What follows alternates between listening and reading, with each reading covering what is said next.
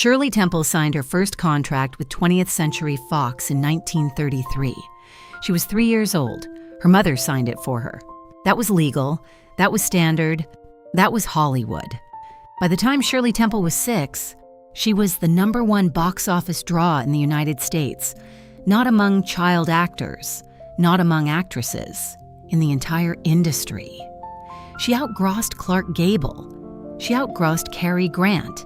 In 1935, the USA Treasury Department estimated her personal value to the American economy through merchandise, films, and tourism at over $45 million.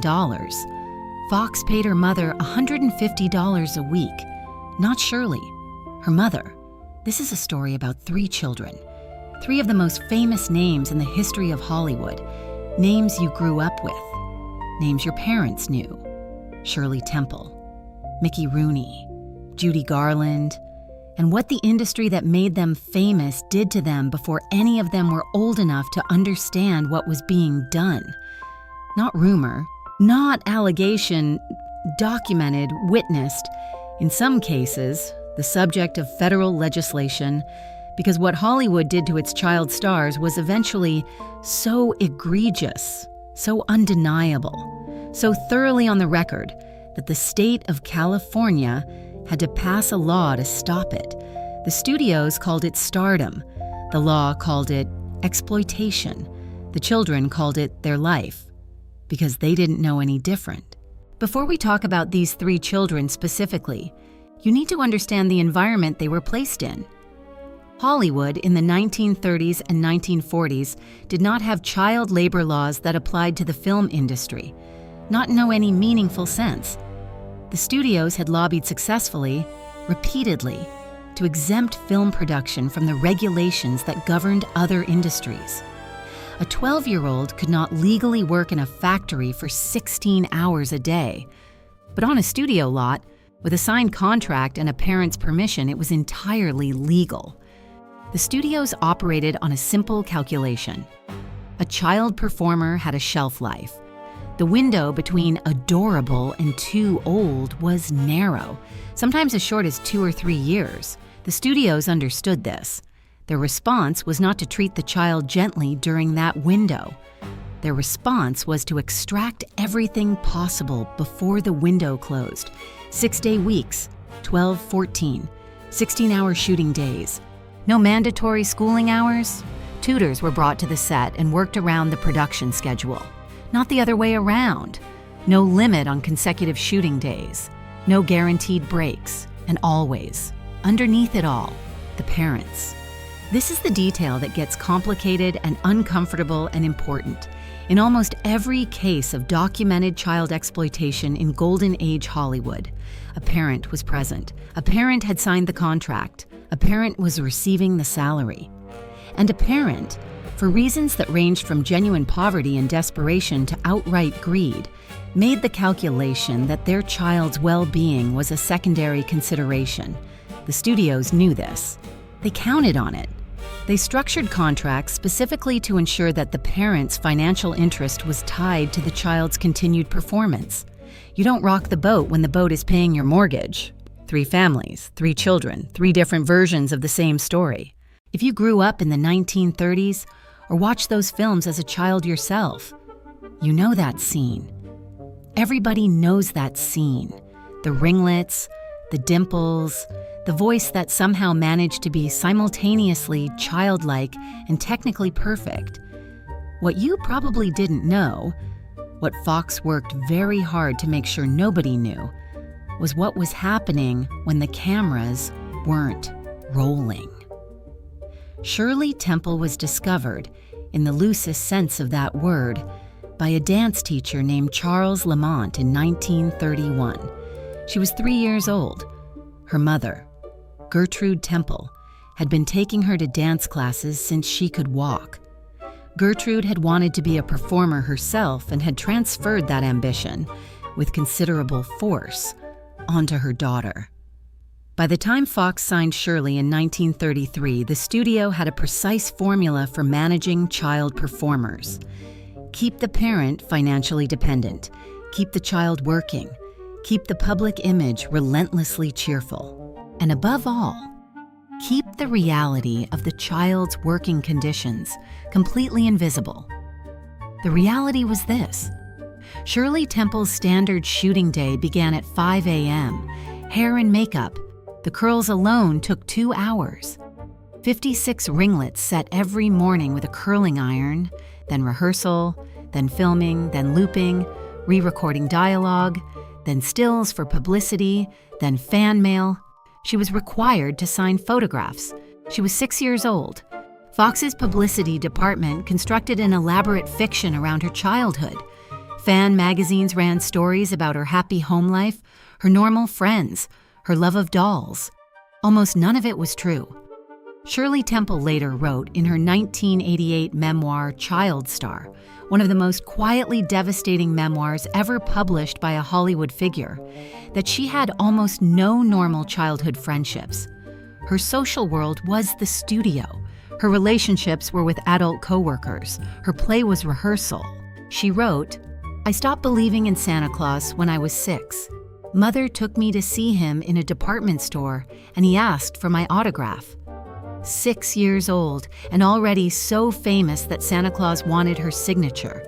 The money is where the story becomes something beyond exploitation into something that looks, from this distance, like institutional theft." By 1938, Shirley Temple was earning $300,000 per film, an extraordinary sum in Depression-era America, the USS. Treasury Department's $45 million estimate of her economic value was considered conservative by industry analysts.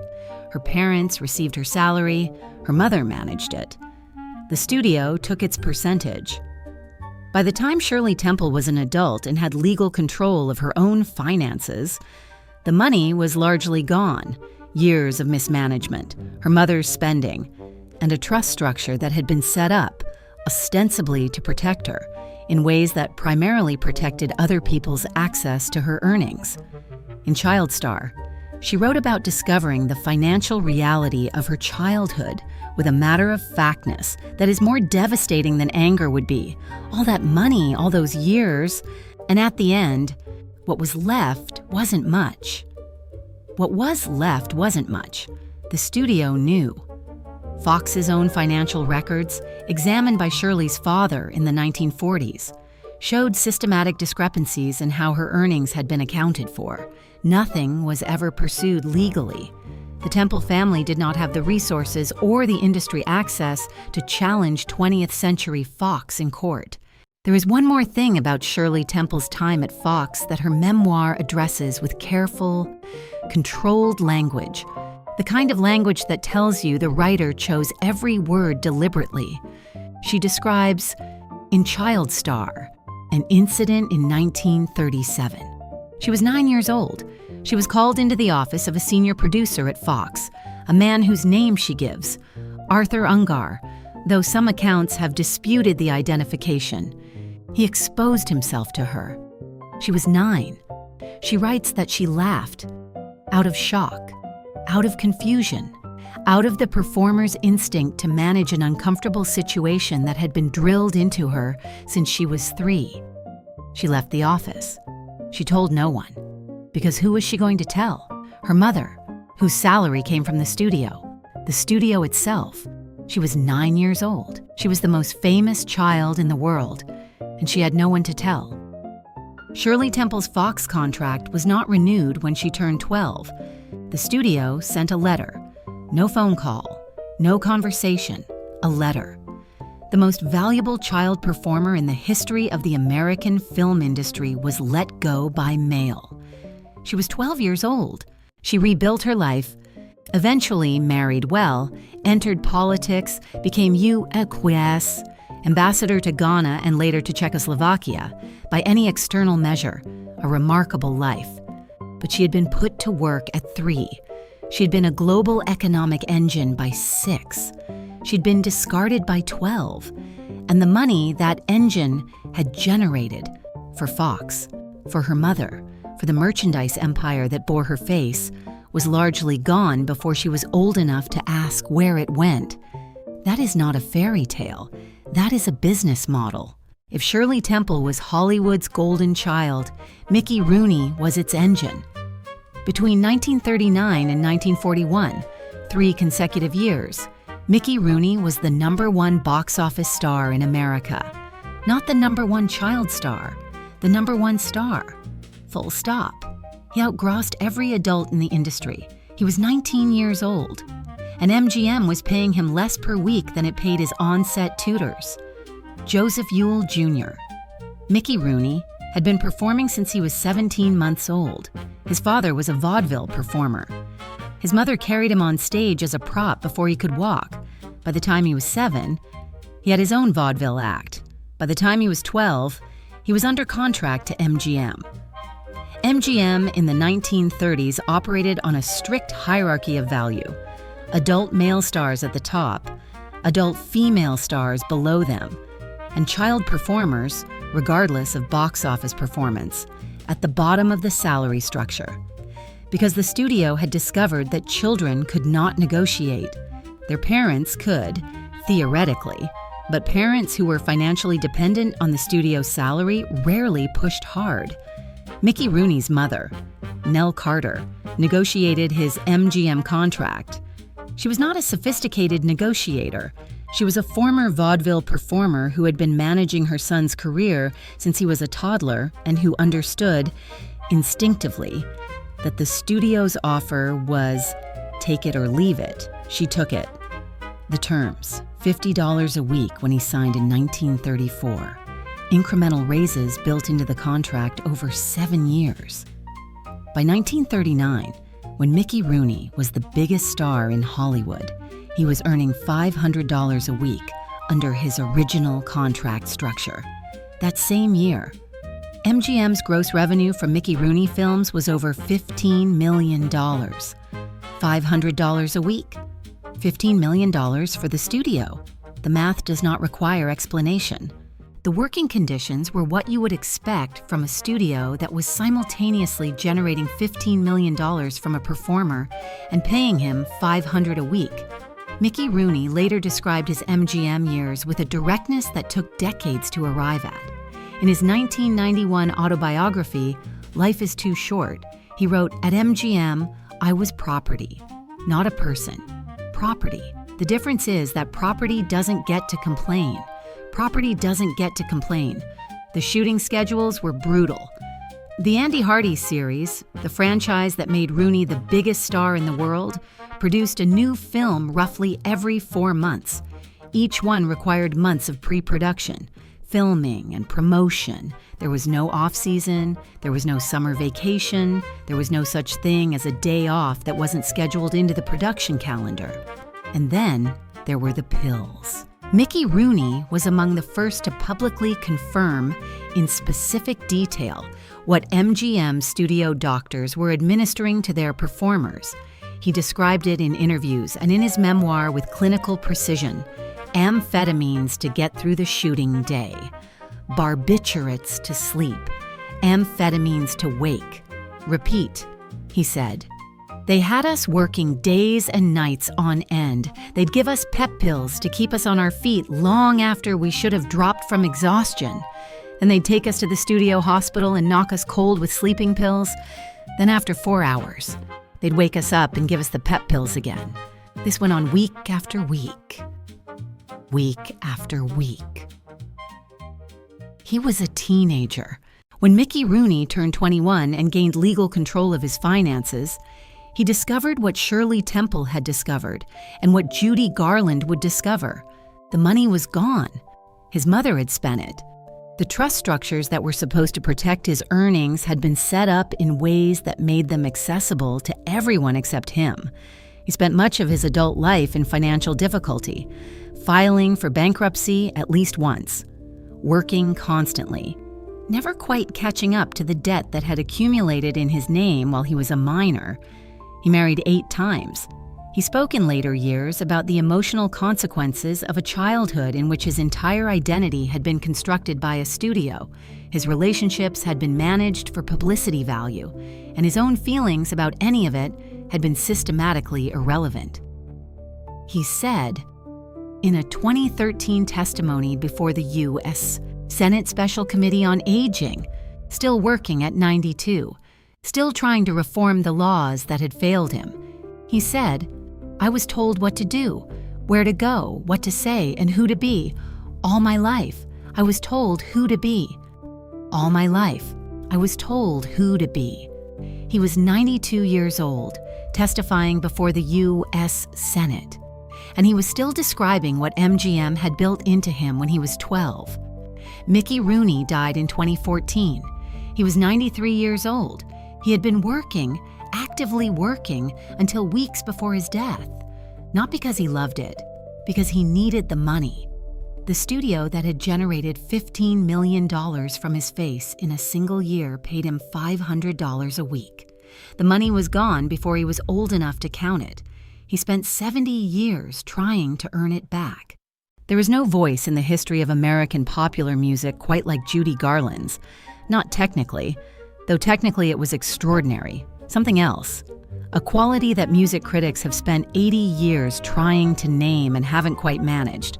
The closest anyone has come is the conductor Arturo Toscanini, who heard her perform in 1940 and said simply, "That is the greatest natural vocal talent I have ever heard in my life.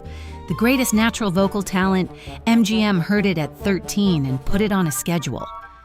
Frances Ethel Gum, Judy Garland, had been performing since she was 2.5 years old.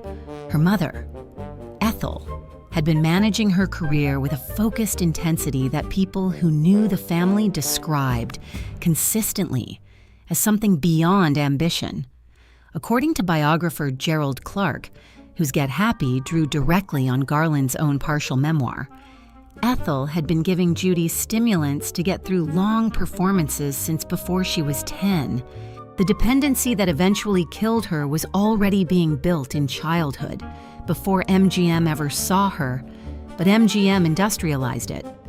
When Wizard of Oz went into production in 1938, Judy was 16. The studio placed her on a diet of black coffee, cigarettes, and chicken soup.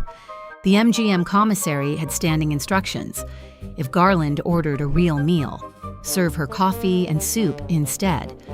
When she tried to eat something, the food was removed, and the studio doctors gave her Benzedrine, amphetamines to suppress her appetite, to hold her upright through 16-hour days, to keep her performing on demand regardless of what her body was telling her. When the Benzedrine made sleep impossible, barbiturates. When the barbiturates made the 5 a.m. call time impossible, Benzedrine again. She was 16 years old. Louis B. Mayer called her my little hunchback. She was 4'11" with a naturally petite build, and Mayer had decided she read as overweight on screen. He called her a fat little pig in pigtails, in front of other people, in front of her. She was 14 the first time he said it. What MGM built in Judy Garland's body between 1938 and 1950 wasn't addiction in the casual sense of the word. It was a complete pharmaceutical reconstruction of her nervous system. By the time she was 17, by the time Wizard of Oz had wrapped and she was doing 5 live shows a day on the promotional tour, her body had no reference point for what functioning without those drugs felt like. She would spend the next 30 years trying to find out, in her own words.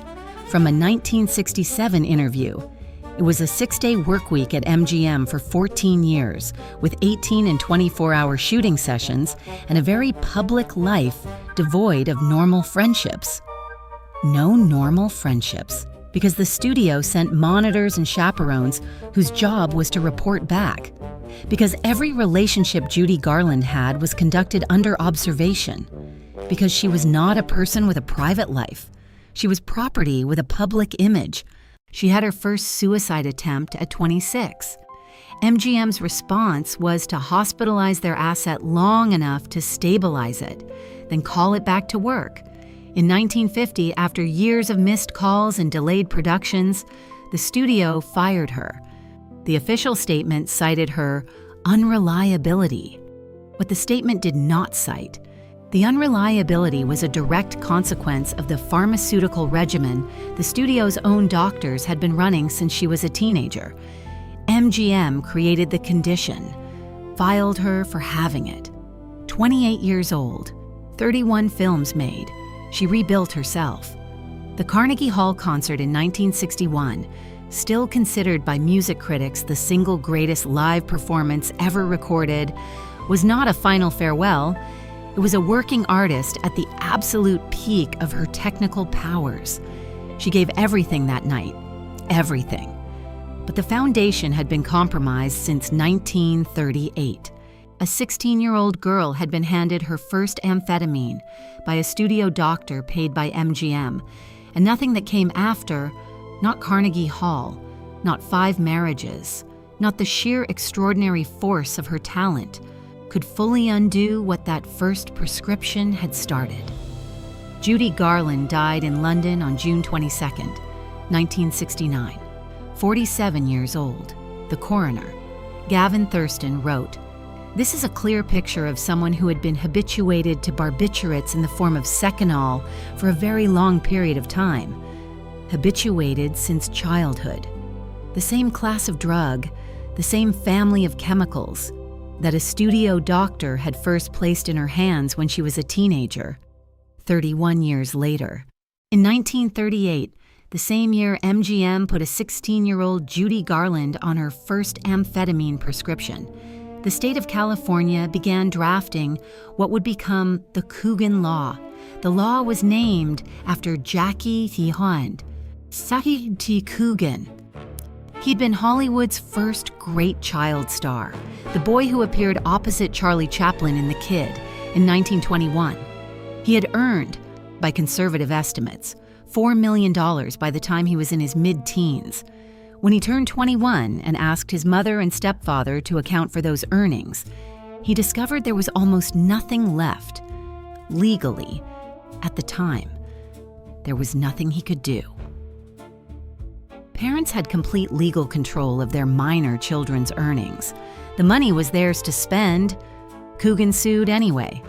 He recovered around $126,000 from an estate that had once held millions.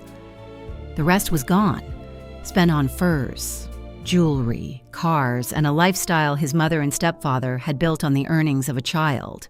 The Coogan Law, enacted in 1939, required that a portion of a child performer's earnings be set aside in a trust that the child could access upon reaching adulthood. It was the first legislation of its kind in the United States. It came too late for Jackie Coogan. It came too late for Shirley Temple, whose financial losses predated the law. It came too late for Mickey Rooney, whose contract had been signed before the law existed and whose earnings had largely been spent before it took effect. It came too late for all 3 of them. The law passed in 1939. Judy Garland's first prescription was 1938. 1 year. 1 year too late to protect the girl who would spend the next 31 years trying to get free of what a studio doctor put in her body in the year before the law existed. 3 children. 3 of the most famous names the 20th century produced, and 3 versions of the same institutional decision, that a child's talent was a resource to be extracted. Their earnings were available to whoever held their contract, and their long-term well-being was a cost that could be deferred indefinitely. Shirley Temple was put to work at 3. Her earnings were managed by her mother and a studio that structured her contracts to ensure they saw as much of it as possible. By the time she was an adult, most of it was gone.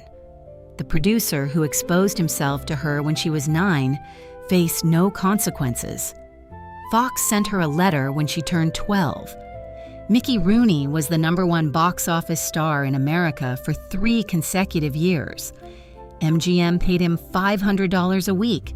His mother spent the rest. He testified before the U.S.